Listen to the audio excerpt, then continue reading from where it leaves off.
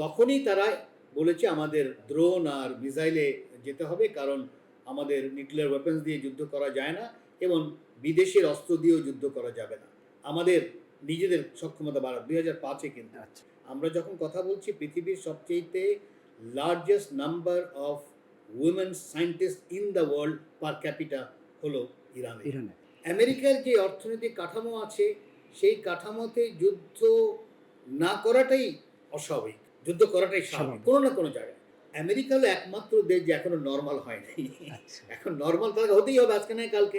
কয়েকটি পরিসংখ্যানে যেটা আমরা দেখতে পেলাম যে ওই আমেরিকান এই যারা জিউস তাদের ভিতরে একটা পরিবর্তন আসছে যে আসলে ইসরায়েলে যারা এখন রাষ্ট্রীয় ক্ষমতায় আছে তারা অনেকেই ব্যক্তি স্বার্থের জন্য, বিশেষ করে বেঞ্জামিন নেতানিয়াহু তার দুর্নীতির মামলা এবং তার অন্য অন্য আনপপুলার কাজগুলোকে সে পপুলারিটি পাওয়ার জন্য যুদ্ধটাকে এঙ্গেজ হয়ে আছে এবং সেগুলো তাদের জনমতের উপর যথেষ্ট প্রভাব ফেলছে। এখন আপনার কাছে আমার প্রশ্ন, যদি আমরা দেখলাম যে ডোনাল্ড ট্রাম্প দুটা ইয়াতে হেরে গেল, তাহলে কি আর যুদ্ধটা কন্টিনিউ হবে বলে মনে হচ্ছে? দুটা হাউস অফ রিপ্রেজেন্ট বা দুইটাতে সে পারলো না। গুড প্রশ্ন। কারণ হচ্ছে যদি দুটো হেরে যায়, প্রথম যেই ধাক্কাটা খাবে সেটা হলো ডেমোক্র্যাটসরা একটা ইমপিচমেন্ট বিল নিয়ে আসবে Okay. তাকে ইমপিচ করার জন্য। ওকে, সেটা কিভাবে সে সামলাবে সে দেখার বিষয়। কিন্তু ডেমোক্র্যাটসরা আসলেই যে যুদ্ধ থেমে যাবে এটা চিন্তা করার কোনো কারণ নেই কিন্তু। কিন্তু ডেমোক্রেটরা তো যুদ্ধের বিরুদ্ধে অবস্থান না, নিচ্ছে। যুদ্ধটা থামবে তখনই যদি ইরানিয়ানসরা যদি ইউনাইটেড থাকে আর তার প্রযুক্তি সক্ষমতা দেখায়। আচ্ছা, এটা আমেরিকার কাছে যতখানি না, এটা ইরানের ইরানের কাছে জনগণের উপর। ইরানের জনগণ যদি বিভাজন হয়ে যায়, ওখানে বিভক্ত হয় যে কোনো দেশে, কিন্তু মনে রাখতে হবে তৃতীয় দেশ তখনই সে নাড়াচাড়া করতে পারে যখন বিভাজনটা বড় আকারেই থাকে। বিভাজনটা যদি না থাকে, যেটা আমরা এখন দেখলাম রীতিমতো মাঠে এই খামেনির মৃত্যুর কারণে, যে না তারা প্রচণ্ডভাবে ইউনাইটেড।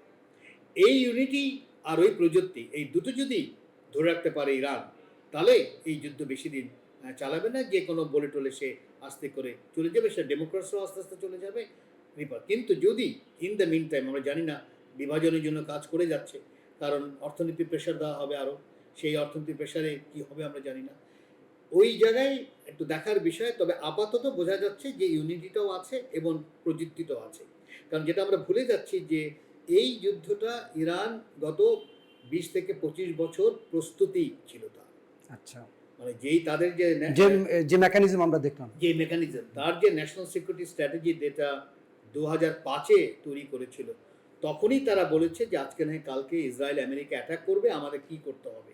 তখনই তারা বলেছে আমাদের ড্রোন আর মিসাইলে যেতে হবে, কারণ আমাদের নিউক্লিয়ার ওয়েপন্স দিয়ে যুদ্ধ করা যায় না এবং বিদেশের অস্ত্র দিয়েও যুদ্ধ করা যাবে না। আমাদের নিজেদের সক্ষমতা বাড়া 2005-এ কিন্তু। আচ্ছা, এবং কারা করবে এটা সিক্রেট বার হয়ে যাবে, তখন তারা সিদ্ধান্ত নিল নারী সায়েন্টিস্ট তৈরি করতে হবে। আমরা যখন কথা বলছি পৃথিবীর সবচেয়ে largest number of women scientist in the world per capital হলো ইরানে। ইরানে। এবং number in terms of engineers, largest number of engineers per capital. এমনি পপুলেশন যেহেতু চীনের অনেক বিশাল, যার জন্য চীন ওভারঅল চীনের ইঞ্জিনিয়ার, কিন্তু ওর পপুলেশন তো বিরাট, Right. কিন্তু পার ক্যাপিটা যদি Per আমরা ধরি, capita হিসেবে। ওটাই ধরা দরকার সবসময়। পার ক্যাপিটা নাম্বার 1 হলো ইরান। এই যে ইঞ্জিনিয়ার তৈরি করলো, এই যে উইমেন সায়েন্টিস্ট তৈরি করলো, এবং এই উইমেন সায়েন্টিস্টরা বিরাটভাবে ড্রোন আর মিসাইল, কারণ তারা চিন্তা করলো যে আমি আমার যেই টেকনোলজি সেটাকে আমি কেমন করে নিজেদের মধ্যে রাখতে পারবো, এটা তো ইন্টেলিজেন্স স্পাই নিয়ে যাবে। তখন তারা চিন্তা করলো যে উইমেন সায়েন্টিস্টদের সাথে তো বিদেশিরা এসে কথা বলতে পারবে না রাইট, কোনো কফি শপে বা কোথাও, কারণ তা তো বাসায় আসতে হবে। রাইট। যার জন্য ওই কাঠামোটা কিন্তু তারা 2005-এ করে এখন তারা প্রস্তুত পুরোপুরি। এখন দেখা দরকার যে তাদের মধ্যে বিভাজন ঘটে কিনা, কিন্তু আপাতত বিভাজনের কোনো চরিত্র আমরা চিত্র দেখছি না। Joint comprehensive plan of action যেটা করলো, এটাতে তো আমরা দেখলাম যে আসলে বারাক ওবামা একটা মানে তাকে ওই পারমাণবিক অস্ত্র থেকে অনেকটা নিউট্রালাইজ করার জন্য তাদের ইরান থেকে তারা মধ্যম মানের সমৃদ্ধ ইউরেনিয়াম রাশিয়াতে ট্রান্সফার করেছিল। এরকম একটা সুন্দর চুক্তিতে কেন ওই ইসরায়েল আপনার ডোনাল্ড ট্রাম্পকে এখানে প্যাট্রোনাইজ করলো? কারণ এই চুক্তিটা তো ইসরায়েলের জন্য একটা সেফটি চুক্তি হিসেবে ছিল, আমরা যতটুকু অ্যানালাইসিস করলাম জয়েন্ট কম্প্রিহেন্সিভ উপর। যেটা দেখা দরকার যে আমেরিকার যে অর্থনৈতিক কাঠামো আছে, সেই কাঠামোর মধ্যে বড় যেই জিনিসটা, সেটা হলো তাদের মিলিটারি ইন্ডাস্ট্রিয়াল কমপ্লেক্স, আচ্ছা, অস্ত্র তৈরি করা। তৈরি করাটা হ্যাঁ, এটাই হলো তাদের মূল মেইন মূল ইকোনমি। মানে 1 ট্রিলিয়নের কাছাকাছি তারা এই অস্ত্র economy। তৈরি করে, তাই তো, আচ্ছা, প্রতি বছর। রাইট। তো আমি যদি অস্ত্র তৈরি করি, তৈরি করতে করতে করতে আমি তো এই পুরা রুমটা তো আমার ভরে যাবে, আমাকে তো ব্যবহার করতে হবে। বিক্রি করতে হবে, ব্যবহার করতে হবে। বিক্রি করতে হবে না, ব্যবহার ব্যবহার করতে হবে, করতে এটার মধ্যে হবে। একটা তো কিছু করতে হবে। তো আমেরিকার যে অর্থনৈতিক কাঠামো আছে, সেই কাঠামোতে যুদ্ধ না করাটাই অস্বাভাবিক, যুদ্ধ করাটাই স্বাভাবিক স্বাভাবিক। কোনো না কোনো জায়গায়। হয় আফগানিস্তান, না হলে ইউক্রেন, না হলে মিডল ইস্টে, তাকে যুদ্ধ, না হলে ভেনেজুয়েলা, তাকে এটা করতেই হবে। নাহলে অস্ত্র আমি তো রাখতে পারছি না, কারণ আমার তো নতুন অস্ত্র আবার তৈরি করতে হবে, কারণ ওর সাথে আবার এমপ্লয়মেন্ট আছে, ওর সাথে গবেষণা আছে।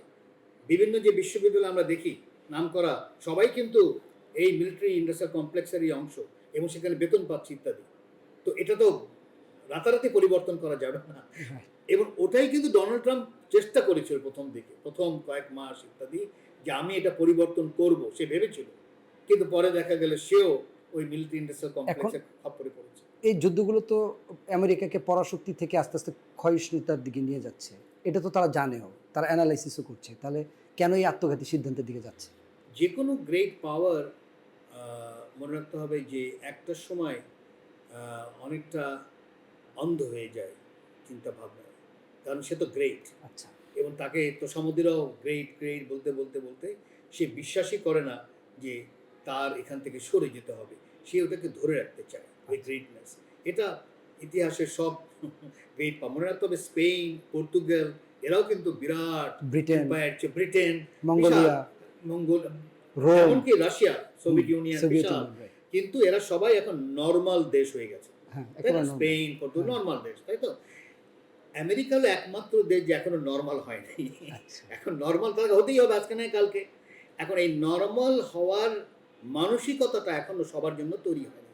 কিছু কিছু হয়েছে, জেফ্রি স্যাচের কথা বললে মনে হয় যে হ্যাঁ হয়েছে, নোয়াম চমস্কি মনে হলো যে হ্যাঁ হয়েছে, কিন্তু পুরা আমেরিকার জনগণের তো এখনো হয়নি, তারা এমন আমেরিকা গ্রেট এখনো মনে করছে, তাই না? এই জায়গায় পরিবর্তনটা কিভাবে নিয়ে আসবে? রাতারাতি পরিবর্তন করা কিন্তু সম্ভব না, এটাই অনেকে বুঝতে চায় না। আমি একটা এক্সাম্পল দিলে হয়তো বুঝবো। তার 700-র উপরে মিলিটারি বেজ আছে পৃথিবীর সব জায়গায়, আচ্ছা, তাই না? এখন আমি 700 মিলিটারি বেজটাকে যদি আমি নিয়ে আসি, হঠাৎ করে বলেন ঠিক আছে আমার মিলিটারি বেজ দরকার নেই, ইনফ্যাক্ট দরকারও নেই, কারণ ইরানই দেখিয়েছে যে প্রযুক্তি এমন করা মিলিটারি যায়, বেস থাকলে বরঞ্চ বিপদ। Exactly, আর বিপদ, তাই না? এখন 700 মিলিটারি বেজের যেই মানুষ কাজ করে ওখানে, এদের দেশে এনে এমপ্লয়মেন্ট দিবে কখন? তার তো এমন সে আবার অন্য এমপ্লয়মেন্ট জানেও না। রাইট। এই যদি হতো সে গাড়ি তৈরি করতে পারে তাহলে এটা হতে পারতো, অন্য কিছু ক্যামেরা বানাতে পারে, তাই না? সে তো ওই অস্ত্রই ব্যবহার করারই তার ট্রেনিং। Right. সেই জায়গায় তার একটা কাঠামোগত কিন্তু একটা সমস্যায় পড়ে গেছে। তবে মনে রাখতে হবে যে এই কাঠামোগত অন্য এম্পায়ার বা অন্য যেমন পর্তুগাল এদেরও ছিল, ব্রিটেন এদের ছিল, কিন্তু ওই একসময় যুদ্ধ করতে করতে তাদের জনগণ তখন ভাবলো যে না, আমার কাঠামোগত পরিবর্তন। এখন ওই আমেরিকার জনগণের উপরে ভরসা রাখতে হবে, যে আমেরিকান জনগণ যে জেগে উঠছে না তা তো না, সে তো জেগে উঠছে, Right. রাস্তায় নামছে, লেখালেখি করছে।